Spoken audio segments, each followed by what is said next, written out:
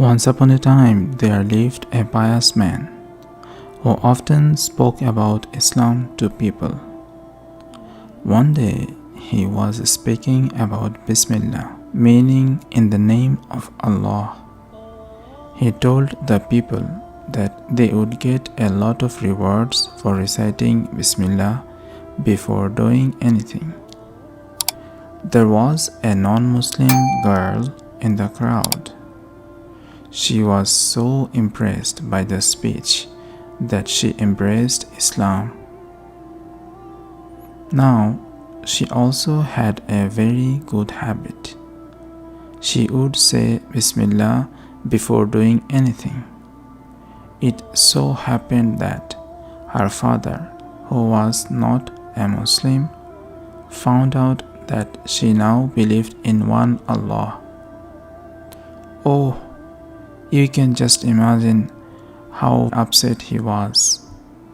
You see, he was the king's minister and was afraid that people would not be too happy when they will hear about this. Her father started threatening her, hoping and wishing that she would give up Islam. But she would not, because she loved this beautiful religion. In utter despair, her father tried to get rid of her. He went up to his daughter and gave her a ring. Now, this ring was a stamp that was used to seal all of the king's letters. Her father told her to keep the ring until he asked for it. She said Bismillah, took it and put it into her pocket. Later that night, when the sky was pitch black and only the sound of the crickets could be heard, her father crept into her room and stole the ring. You'd never believe what he did next. He threw the ring into a nearby pond.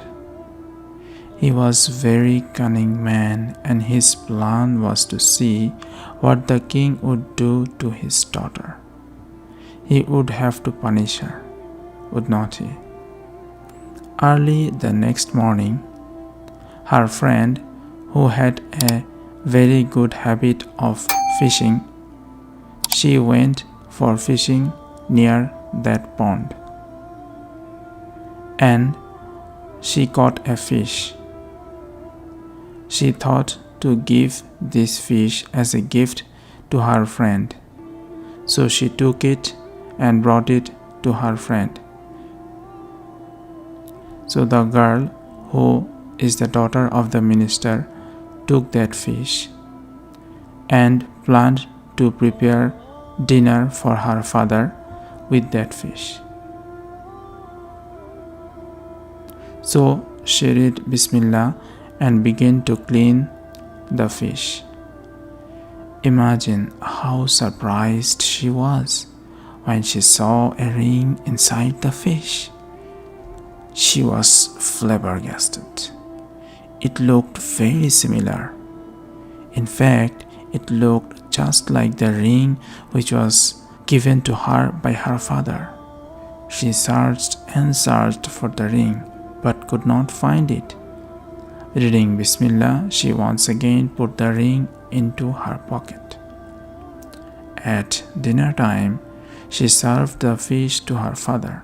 After that, he asked her to bring the ring. What did this girl do?